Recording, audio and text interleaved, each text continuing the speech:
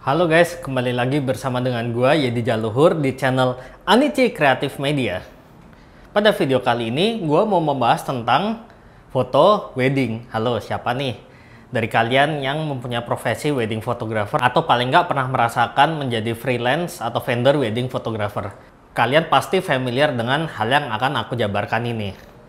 Jadi, menurutku foto wedding itu adalah genre yang paling sulit. Kenapa? Yang pertama, khususnya di Indonesia, foto wedding itu long hour guys. Kalau kalian tahu, biasanya di barat, bule-bule itu kalau foto itu kan cuma setengah hari, 4 jam, 8 jam acaranya. Tapi kalau di Indonesia, khususnya yang selama ini aku alamin di Jakarta, di luar COVID, wedding itu pasti long hour. Mulai dari subuh, bangun jam 4 mungkin, siap-siap berangkat ke lokasi, ke bridal atau tempat make up atau hotel, jam 5 subuh sampai sana, lalu preparation, make up dan lain-lain sampai acara pemberkatan sampai malam, dan bisa pulang itu sekitar jam 10 paling cepat. Biasanya jam 11 atau 12 baru sampai rumah setelah kopi data dan sebagainya, baru siap tidur. Dan kalau back to back, besoknya udah kerja lagi tuh jam 4 bangun lagi. Jadi kita cuman tidur 3 jam atau 4 jam, lalu full itu kerja. Wedding itu kan melelahkan banget. Itu yang pertama, kalian harus siap mental, terutama stamina buat foto wedding di Indonesia. Dan siap-siap kalian nggak punya weekend guys. Nah yang kedua, ini agak panjang dan agak kompleks, aku akan jabarkan di sini, yaitu alat dan kemampuan kalian itu harus memadai untuk berperang di berbagai medan.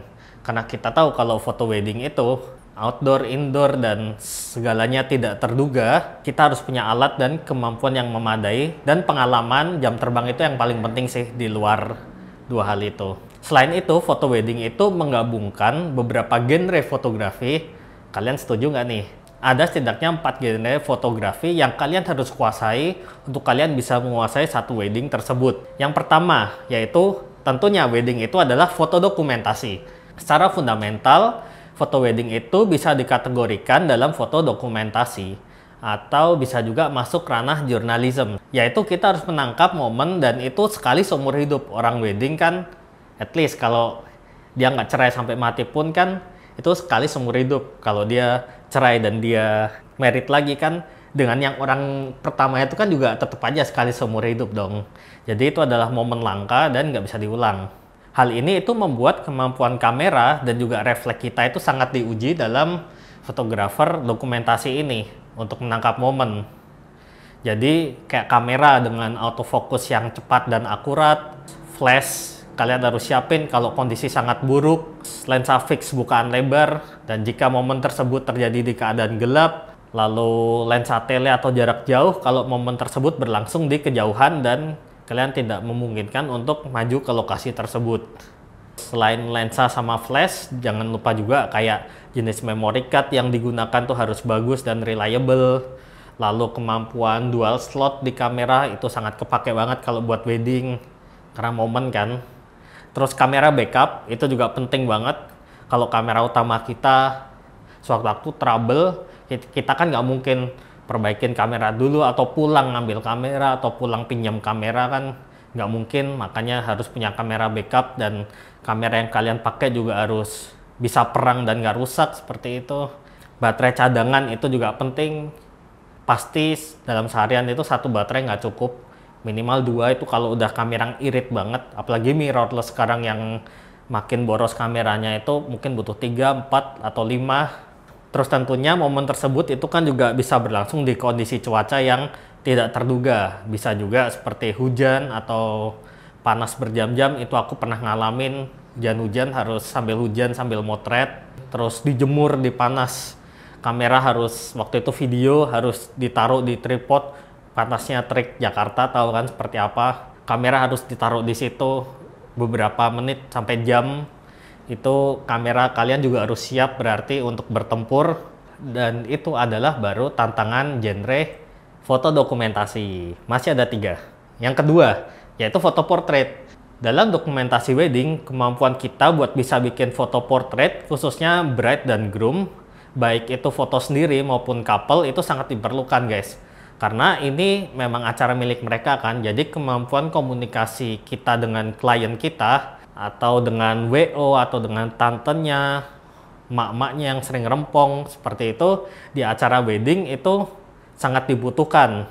Dan kalau kita bisa komunikasi yang baik, itu tentunya suasana akan mudah cair, mereka juga jadi nyantai, nggak kaku, dan kita sendiri yang kerja juga bukan dianggap sebagai tukang foto juga guys. Jadi kita dianggap sebagai kayak teman mereka seperti itu. Karena kita kan bakal bersama dengan klien tersebut pagi ketemu tengah malam guys. Jadi ya dia akan lihat muka kita terus sepanjang hari itu. Jadi kalau kita pun nggak menyenangkan, tentunya mereka pun juga moodnya akan jelek seperti itu. Jadi kemampuan berkomunikasi, membawa diri, mengontrol emosi itu penting banget dalam foto portrait ini. Di luar kemampuan komunikasi itu, kemampuan buat mengarahkan gaya, seperti kita mencari angle terbaik bride atau groomnya, terus sambil memikirkan pencahayaan yang bagus, itu sangat penting banget dalam genre foto portrait, dan membuat mood foto yang sesuai dengan style kita dan apa yang klien inginkan, itu kan juga penting banget. Itu kepake banget. Kalian harus menguasai kemampuan skill foto portrait itu. Yang ketiga, foto produk. Kalian mungkin nggak nyangka, tapi gimana ya, dalam wedding itu kan banyak sekali tuh perintilan-perintilannya gitu. Jadi skill kita buat memotret produk dengan baik itu sangat kepake dan juga terefleksi di dalam foto wedding. Contohnya, perintilannya itu kayak hand bouquet, sepatu, dress, cincin, hiasan wedding, undangan, dan masih banyak lagi list. Itu tentunya foto produk itu kan butuh waktu dan itu membutuhkan skill tertentu, dan kita juga harus punya manajemen waktu yang baik. Selain itu, untuk foto produk itu kan terkadang kita juga butuh lensa khusus guys, kayak lensa makro untuk foto cincin atau untuk detail-detail yang kecil, itu kan kepake juga. Itu menambah cost dalam foto wedding tersebut yang lumayan. Lensa makro kan nggak murah juga.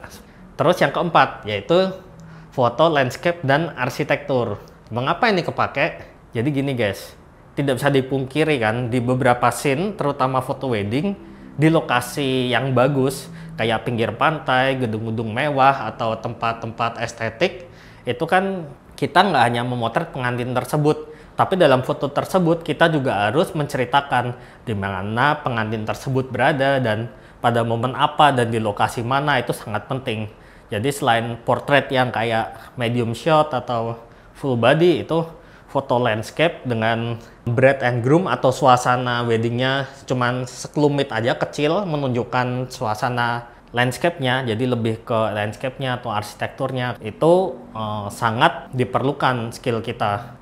Tentunya kan kayak mereka udah bayar mahal kan lokasi tersebut, dan untuk melangsungkan pernikahan, nah kita juga harus mendokumentasikan acara yang mereka udah bayar tersebut. Meskipun make up, gedung, makanan, semua itu kan hari H selesai, tapi kan dokumentasi foto itu kan berlangsung seumur hidup guys, sampai kematian memisahkan atau surat cerai memisahkan, seperti itulah. Jadi kemampuan kita buat melihat pola, kontras, kontur, konstruksi landscape, oke, itu yang kedua. Tadi ada 4 genre kan. Sekarang yang ketiga, menurutku kenapa foto wedding itu sulit. Dan yang ketiga yaitu bukan hanya membuat foto yang bagus, tapi yang terpenting adalah gimana cara kita mendeliver hasil kita yang tadi udah baik, motret dari A to Z dengan teknik tertentu, gimana cara kita motretnya, struggle-nya, mengatur jadwal dan sebagainya, itu mendeliver jadi hasil yang bakal dilihat klien kita.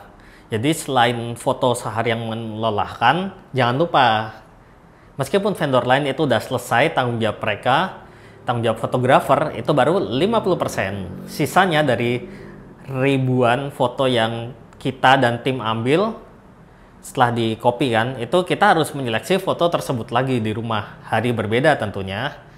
Terus editing yang juga akan memakan waktu berhari-hari. Terus jika memang package-nya sampai cetak, berarti di sana ada proses desain, layouting, dan printing.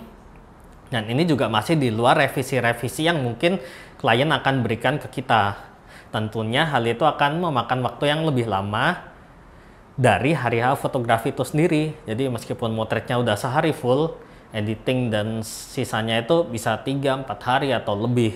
Belum kalau video itu mungkin bisa lebih lama lagi. Tapi ya karena pada akhirnya kan mereka yang membayar kita untuk melakukan proses produksi wedding tersebut yang panjang tersebut. Jadi ya presentasi itu sangat penting. Nah setelah itu kan baru selesai tanggung jawab fotografer wedding. Itu 3 yang terpenting. Sebenarnya kalau kendala-kendala atau kenapa sulit sih masih banyak.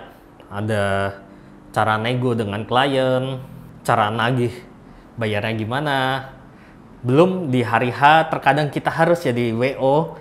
Kalian yang sering banget foto wedding, siapa yang pernah ngerasain? Pasti kalian pernah kan? Aku sendiri sering banget ngerasain dimana kayak kadang mereka nggak ada WO, mereka tanya, kita mau ngapain ya habis ini?